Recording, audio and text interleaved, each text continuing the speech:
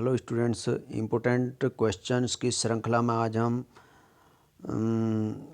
जो हमारा hornbill book है उसमें चैप्टर नंबर जो हमारा 8 है, जो सिल्क रोड, लास्ट चैप्टर है सिल्क रोड, उसमें लॉन्ग आंसर टाइप क्वेश्चन को देखेंगे। देखिए, एक long answer type question 100 to 125 words का है और एक 7 मार्क्स का है। और देखिए क्या लिखा है, give a brief description. Description माने होता है वर्णन करना किसी चीज़ का। Of the animals the author had to encounter during the travel.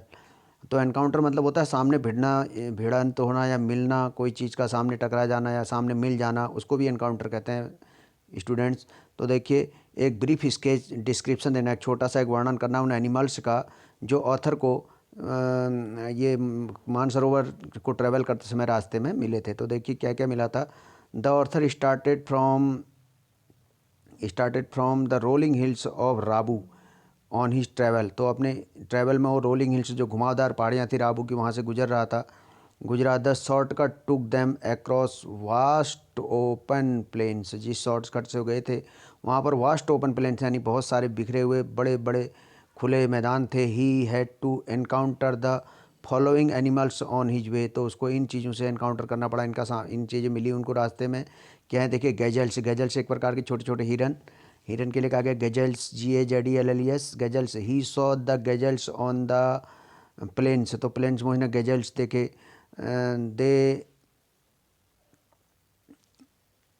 They looked up from nibbling. ये यहाँ पर निबिंग लिखा हुआ है स्टूडेंट्स, ये निबिंग नहीं है, इसको मैंने नीचे सही कर दिया। देखिए यहाँ पे निबलिंग मतलब कुतर कुतर कर खाना यानी चरना। बकरी और जानवर, ये हिरन जो निबलिंग करते हैं। तो they looked up from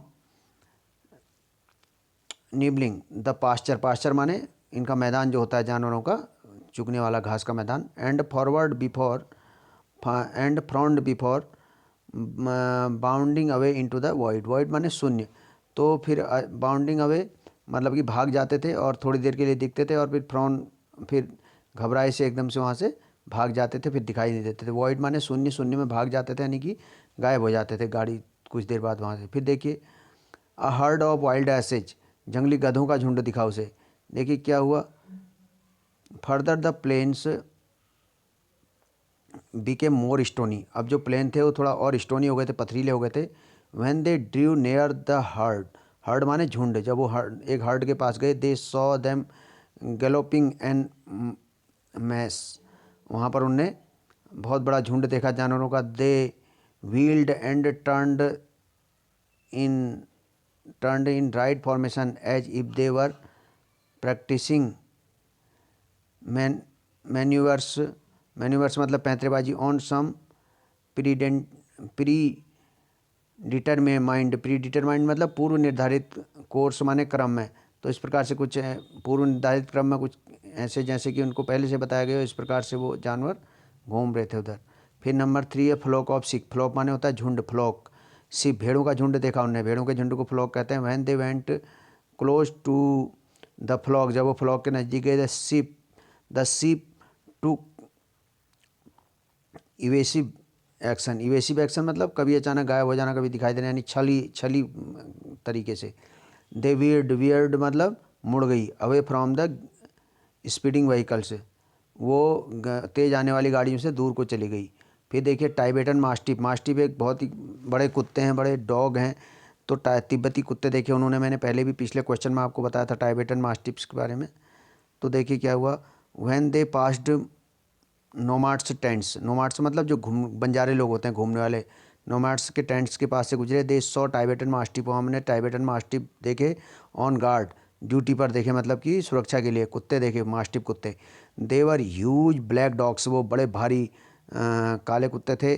they cocked, they are great, cocked मतलब उठा करके, they are great big heads when they saw the car approaching, जब उनने कार को आते हुए देखा तो अपने सर को एकदम ऊपर उठा लिया। When the author drew closer मतलब नज़दीक आया उनके।